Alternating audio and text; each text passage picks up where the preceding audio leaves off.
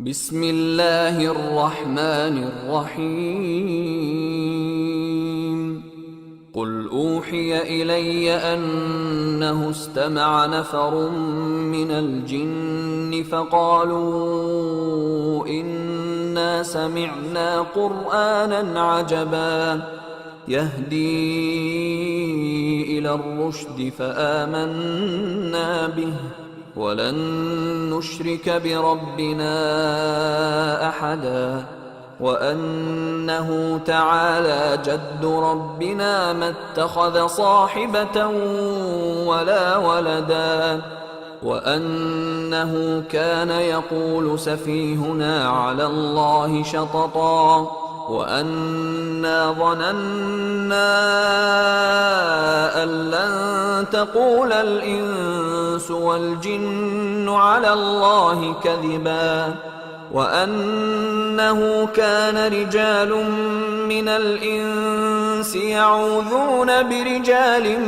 من الجن فزادوهم رهقا وأنهم ظنوا كما ظننتم أن لن يبعث الله أحدا وأنا لمسنا السماء فوجدناها ملئت حرسا شديدا وشهبا وأنا كنا نقعد منها مقاعد للسمع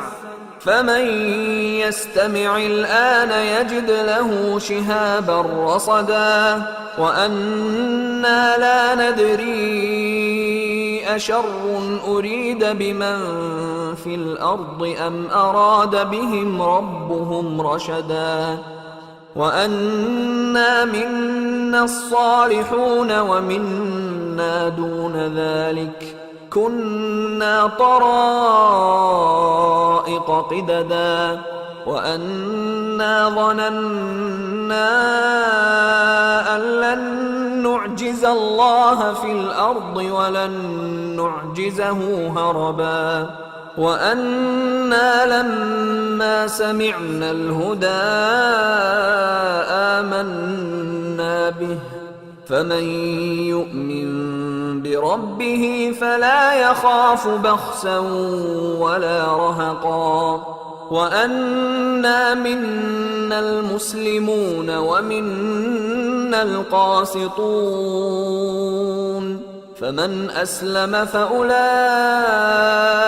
تحروا رشدا وأما القاسطون فكانوا لجهنم حطبا وأن لو استقاموا على الطريقة لأسقيناهم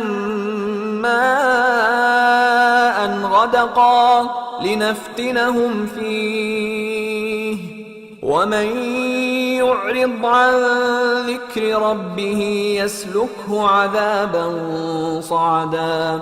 وأن المساجد لله فلا تدعوا مع الله أحدا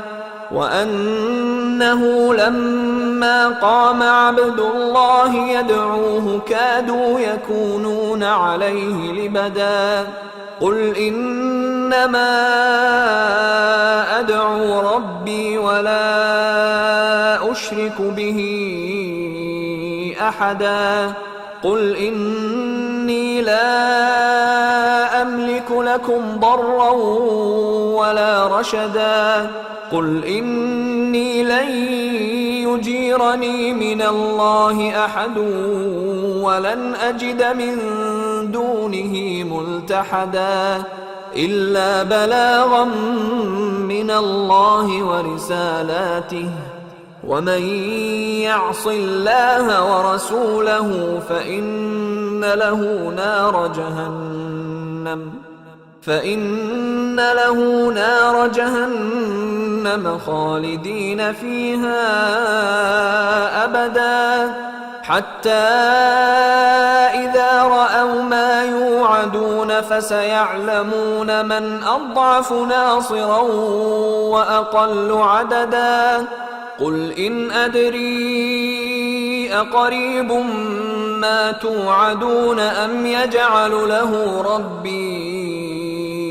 أمدا عالم الغيب فلا يظهر على غيبه أحدا إلا من ارتضى من رسول فإنه يسلك من بين يديه ومن خلفه رصدا ليعلم أن قد أبلغوا رسالات ربهم وأحاط بما لديهم وأحصى كل شيء عددا. شروع اللہ کا نام لے کر جو بڑا مہربان نہایت رحم والا ہے. اے پیغمبر صلی اللہ علیہ وآلہ وسلم، لوگوں سے کہہ دو کہ میرے پاس وحی آئی ہے کہ جنوں کی ایک جماعت نے اس کتاب کو سنا تو کہنے لگے کہ ہم نے ایک عجیب قرآن سنا جو بھلائی کا رستہ بتاتا ہے، سو ہم اس پر ایمان لے آئے اور ہم اپنے پروردگار کے ساتھ کسی کو شریک نہیں بنائیں گے، اور یہ کہ ہمارے پروردگار کی شان بہت بلند ہے، وہ نہ بیوی رکھتا ہے نہ اولاد، اور یہ کہ ہم میں سے کوئی بے وقوف اللہ کے بارے میں جھوٹ گھڑتا ہے، اور ہمارا یہ خیال تھا کہ انسان اور جن اللہ کی نسبت جھوٹ نہیں بولیں گے، اور یہ کہ بعض بنی آدم بعض جنات کی پناہ لیا کرتے تھے تو اس سے ان کی سرکشی اور بڑھ گئی تھی، اور یہ کہ ان کا بھی یہی اعتقاد تھا جس طرح تمہارا تھا کہ اللہ کسی کو نہیں زندہ کرے گا، اور یہ کہ ہم نے آسمان کو ٹٹولا تو اس کو مضبوط چوکیداروں اور انگاروں سے بھرا ہوا پایا، اور یہ کہ پہلے ہم وہاں بہت سے مقامات پر فرشتوں کی باتیں سننے کے لیے بیٹھا کرتے تھے، اب کوئی سننا چاہے تو اپنے لیے انگارہ تیار پاتا ہے، اور یہ کہ ہمیں معلوم نہیں کہ اس سے اہل زمین کے ساتھ برائی مقصود ہے یا ان کے پروردگار نے ان کی بھلائی کا ارادہ فرمایا ہے، اور یہ کہ ہم میں بعض نیک ہیں اور بعض دوسری طرح کے، ہمارے کئی طرح کے مذہب ہیں، اور یہ کہ ہم نے سمجھ لیا ہے کہ ہم زمین میں خواہ کہیں ہوں اللہ کو ہرا نہیں سکتے اور نہ بھاگ کر اس کو تھکا سکتے ہیں، اور جب ہم نے ہدایت کی کتاب سنی اس پر ایمان لے آئے، سو جو شخص اپنے پروردگار پر ایمان لاتا ہے تو اس کو نہ نقصان کا خوف ہے نہ کسی طرح کے ظلم کا، اور یہ کہ ہم میں بعض فرما بردار ہیں اور بعض نافرمان ہیں، تو جو فرما بردار ہوئے وہ سیدھے رستے پر چلے اور جو نافرمان ہوئے وہ دوزخ کا ایندھن بنے. اور اے پیغمبر صلی اللہ علیہ وآلہ وسلم، یہ بھی ان سے کہہ دو کہ اگر یہ لوگ سیدھے رستے پر رہتے تو ہم ان کے پینے کو بہت سا پانی دیتے تاکہ اس سے ان کی آزمائش کریں، اور جو شخص اپنے پروردگار کی یاد سے منہ پھیرے گا وہ اس کو سخت عذاب میں داخل کرے گا. اور یہ کہ مسجدیں خاص اللہ کی ہیں تو اللہ کے ساتھ کسی اور کی عبادت نہ کرو، اور جب اللہ کے بندے یعنی یہ پیغمبر صلی اللہ علیہ وآلہ وسلم اس کی عبادت کو کھڑے ہوئے تو کافر ان کے گرد ہجوم کر لینے کو تھے. اے نبی صلی اللہ علیہ وآلہ وسلم، کہہ دو کہ میں تو اپنے پروردگار ہی کی عبادت کرتا ہوں اور کسی کو اس کا شریک نہیں بناتا. یہ بھی کہہ دو کہ میں تمہارے لیے نہ کسی نقصان کا اور نہ نفع کا کچھ اختیار رکھتا ہوں. یہ بھی کہہ دو کہ اللہ کے عذاب سے مجھے کوئی پناہ نہیں دے سکتا اور میں اس کے سوا کوئی جائے پناہ نہیں پاؤں گا. ہاں، اللہ کی طرف سے احکام کا اور اس کے پیغاموں کا پہنچا دینا ہی میرے ذمہ ہے، اور جو شخص اللہ اور اس کے پیغمبر کی نافرمانی کرے گا تو ایسوں کے لیے جہنم کی آگ ہے، وہ ہمیشہ ہمیشہ اس میں رہیں گے، یہاں تک کہ جب یہ لوگ وہ دن دیکھ لیں گے جس کا ان سے وعدہ کیا جاتا ہے، تب ان کو معلوم ہو جائے گا کہ مددگار کس کے کمزور ہیں اور شمار کن کا تھوڑا ہے. کہہ دو کہ جس دن کا تم سے وعدہ کیا جاتا ہے میں نہیں جانتا کہ وہ عنقریب آنے والا ہے یا میرے پروردگار نے اس کی مدت دراز کر دی ہے.